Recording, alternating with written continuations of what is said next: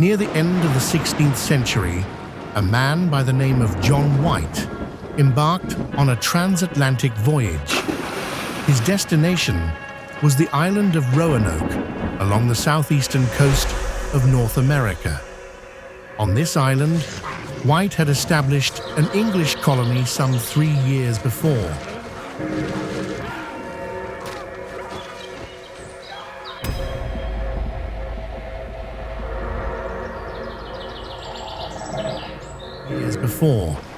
And he was now returning to resume his position as governor.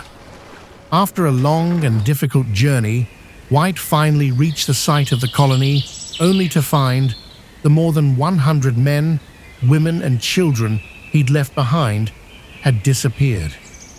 A secret message carved into a tree was one of the only clues left behind at the scene. Before White had a chance to conduct a more extensive search, the ship returned to England, and in its wake, it left a mystery. What happened to the Lost Colony of Roanoke? Before we can tackle the Lost Colony, we first need to understand the events leading up to its disappearance. The story begins in 1584, when 2 ships sailed across the Atlantic to scout for a suitable location for planting the first permanent English colony in America. In mid-July, they made landfall on a string of barrier islands known as the Outer Banks. The English quickly developed friendly relations with the local Native Americans and were soon invited to their village on Roanoke Island. After about a month, the scouting expedition returned to their ships and sailed back to England. The misfortune of the first colony did not end with its evacuation in 1586. Only days later, a ship filled with provisions, sent by Sir Walter Raleigh, arrived at the Outer Banks. The crew spent some time searching for the colonists, but when they found no sign of them, including the 3 men that had been left behind, they returned home. The same thing happened 2 weeks later, when an English-bound fleet loaded with supplies and reinforcements also found the colony deserted. Unwilling to leave the colony vacant, however, the captain left 15 crewmen on Roanoke before the fleet resumed course for England. John White had been told about the 15 crewmen before he departed, so when his fleet approached the Outer Banks in late July of 1587, he intended to pay them a visit. It's confusing. You see, the second colony was never intended to be established on Roanoke. Instead, the second colony, or the city of Raleigh as the man in charge had so immodestly named, was to be planted somewhere along the coast of Chesapeake Bay. This made a lot more sense. The water was deeper to allow for larger ships, and not nearly as precarious as those around the Outer Banks. There was plenty of open space. The soil was more fertile, and all around, it seemed an improvement to Roanoke Island. But the fleet's Portuguese navigator, Simão Fernandes, had other plans. Fernandes had also been the navigator of the 2 previous expeditions and was a far more experienced sailor than White. So even though White was officially the captain, it seems much of the crew respected the authority of Fernandes. As such, when Fernandes decided to ignore the plan about Chesapeake Bay and instead simply dump the colonists on Roanoke, White did nothing to challenge his decision. The rest of the crew quickly fell in line, and soon enough, everyone disembarked for Roanoke. Upon reaching the abandoned colony, there was no sign of the 15 crewmen they had come to assist. Instead, they found a pile of bones that appeared to be the remains of one of them. White suspected the men had been attacked by vengeful Indians, and any doubts he might have had were soon to be erased. After only a few days on the island, a colonist by the name of George Howe was attacked by a group of natives who pelted him with 16 arrows before caving in his skull with a wooden club, a brutal yet unmistakable message. The English were no longer welcome on Roanoke. Even so, the colonists were not without allies. You see, when the scouting expedition returned to England in 1584, two Native Americans named Wanchese and Manteo were brought along with them. Wanchese was from Roanoke, while Manteo was from a neighboring village on the island of Croatoan. When they were finally brought back to North America in 1585, they had developed vastly different opinions of the English people. As soon as they made landfall, Wanchese returned to Roanoke with nothing but resentment for these foreign invaders. Meanwhile, Manteo was fascinated by everything the English had to offer. He became their trusted guide and a mediator of sorts to smooth out relations upon first contact. So, following the death of George Howe, White reached out to the Croatoans and they confirmed what he'd initially suspected. A large group of Indian tribes had indeed attacked the 15-crewman station on Roanoke. This coalition was spearheaded by none other than Wanchese. At least 2 of the crewmen had been killed in the attack, while the rest escaped in a small boat, never to be seen again. Roanoke had become a much more dangerous place to live. Simão Fernandes remained anchored near the Outer Banks for about a month before he decided to return to England. In the meantime, the colonists had grown concerned about the long-term survival of the colony. If the colony were to be truly self-sufficient, they argued they would require more people and more food. As such, they implored Governor White to return to England with Fernandes so that he could bring back supplies and restock the colony. White was initially hesitant to leave, as he feared he'd be accused of desertion if he returned to England alone. Not to mention, he would have to abandon his daughter, who had recently given birth to a daughter of her own, named Virginia, on this remote and precarious island. But in time, he was persuaded to go. And as the fleet departed in late August of 1587, he could not have known he would never see any of them again. After a long and difficult voyage, John White returned to a country at war. By orders of the Queen, no ships were to leave England until the threat of Spanish invasion had passed. This was bad news for White, and his best efforts notwithstanding, he remained trapped in England for 3 long years. It was not until the spring of 1590, with the help of Sir Walter Raleigh, that White finally managed to book passage on a convoy bound for America.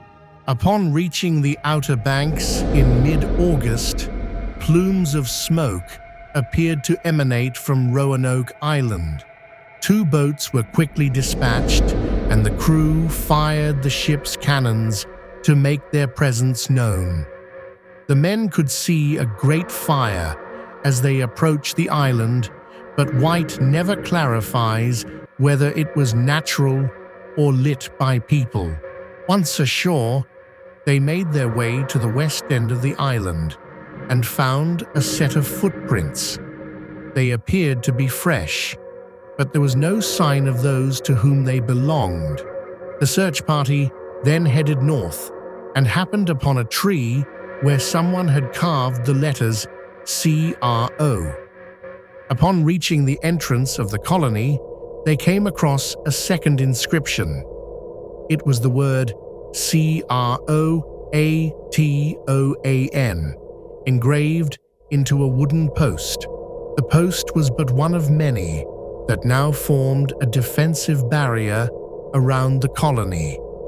The colony itself was deserted and clearly had been for some time, given the overgrowth of grass and weeds. The houses had been taken down and stripped of valuables. All they found were bars of iron, a few cannons, as well as 5 looted chests. There was no trace of the roughly 115 colonists, nor the small boats left in their possession. As far as anyone could tell, no one had lived here for quite some time. The story of the Lost Colony is often centered around the 2 engravings, and without the full context, it's easy to see how an author might imbue these inscriptions with intrigue and mystery. The carvings are some of the more well-understood elements of the entire story. At least John White had no doubts about their meaning. White explains in his notes that before he left in 1587, he and the colonists had come to an agreement. If they decided to abandon the colony before the governor's return, they were to leave behind a secret token of their destination. Furthermore, if this abandonment was forced upon them, they were to include a cross to signify distress.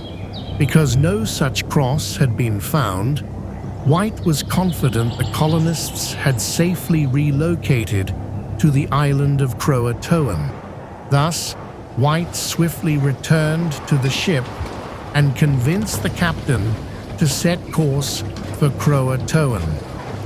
But while the crew prepared for departure, the anchor cable snapped, and without a spare anchor, the captain felt it was too dangerous to continue. In the end, White never made it to Croatoan, and it was the last time he ever ventured across the Atlantic.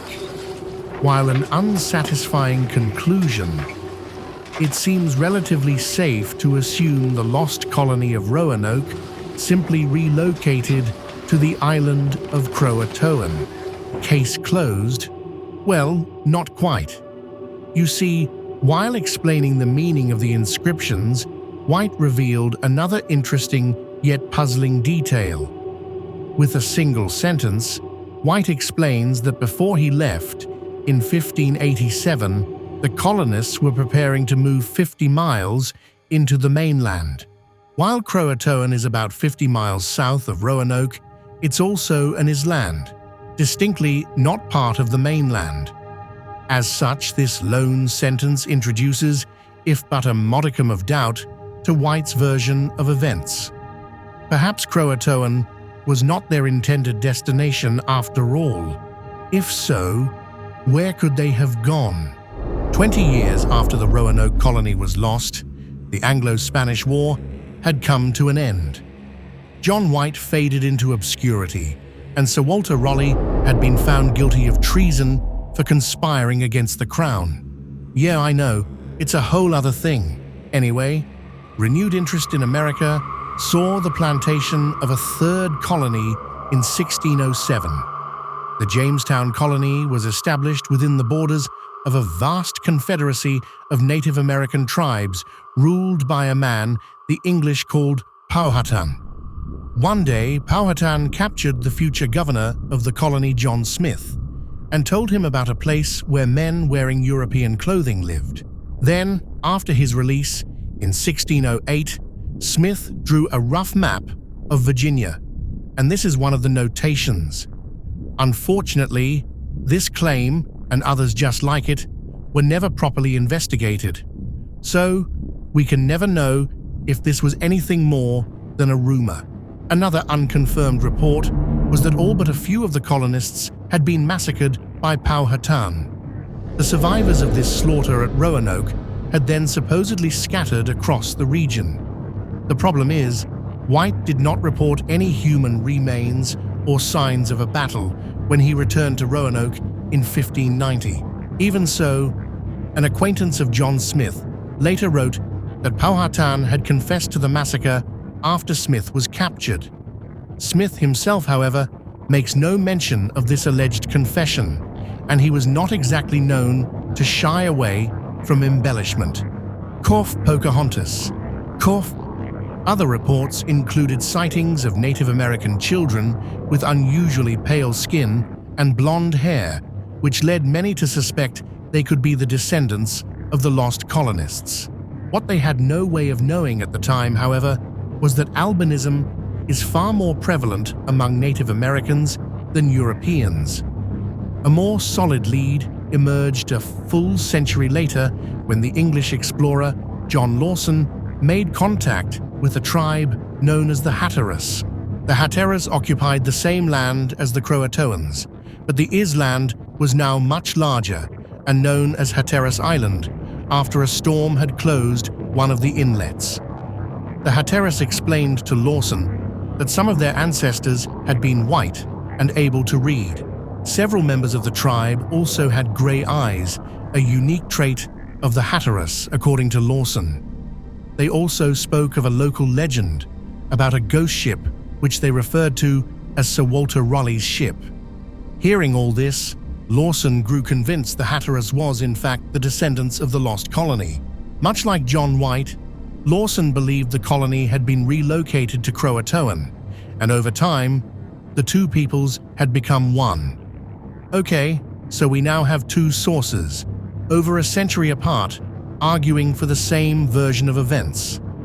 John White says they went to Croatoan because carvings. John Lawson says they went to Croatoan because gray eyes and ghosts.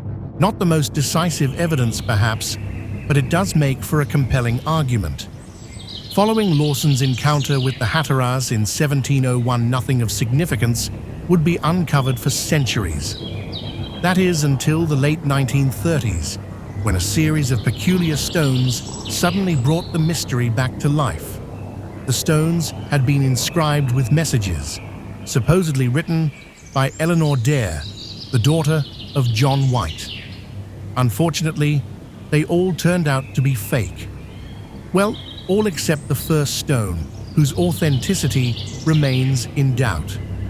This stone features a message from Dare addressed to White, in which she describes the tragic death of her husband and child.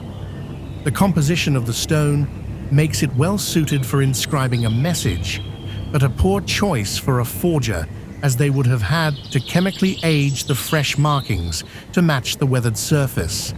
It would not have been impossible, but quite difficult to do so in the 1930s. On the other hand, the man who supposedly found the location of the concealed fort was quickly named Site X, in reference to the expression, X marks the spot.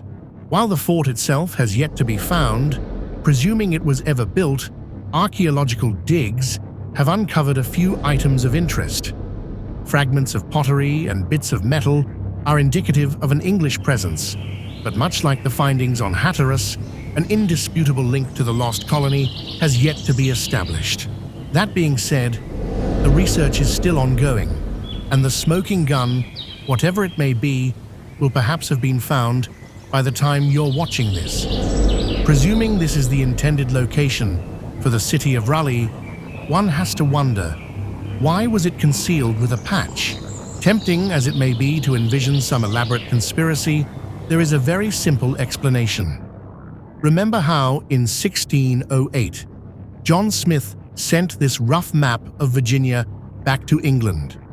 Well, this is not the original map, but an illicit copy. A copy made in secret by the Spanish ambassador and covertly passed along to the King of Spain. So, England had good reason to worry about sensitive information such as the location of a fort being intercepted by enemy spies. Another example is how the colony in Roanoke was concealed through omission.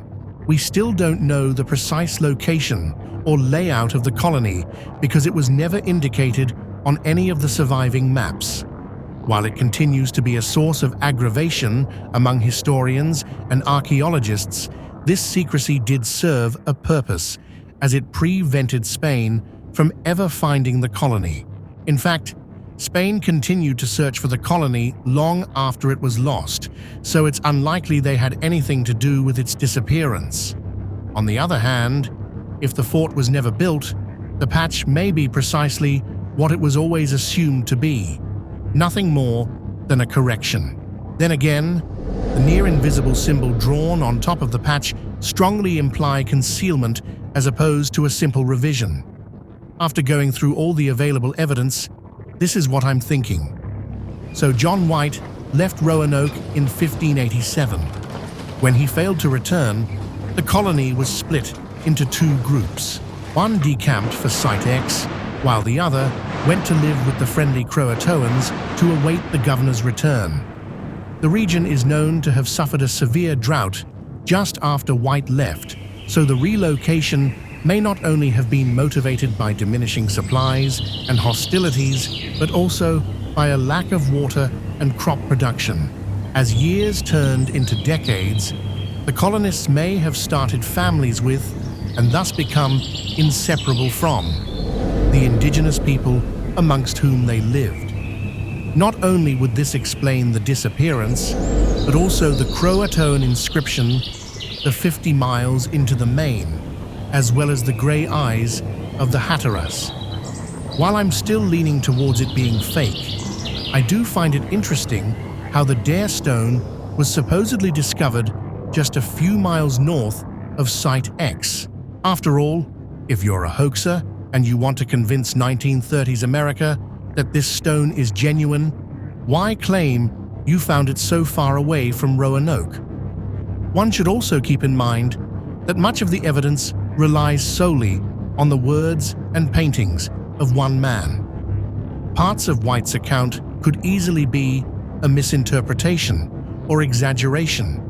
So depending on what evidence you regard as credible, other solutions are equally plausible. For instance, some believe the colony went ahead with the original plan and relocated somewhere along the coast of Chesapeake Bay. Others believe they were all lost at sea after a failed attempt to return to England.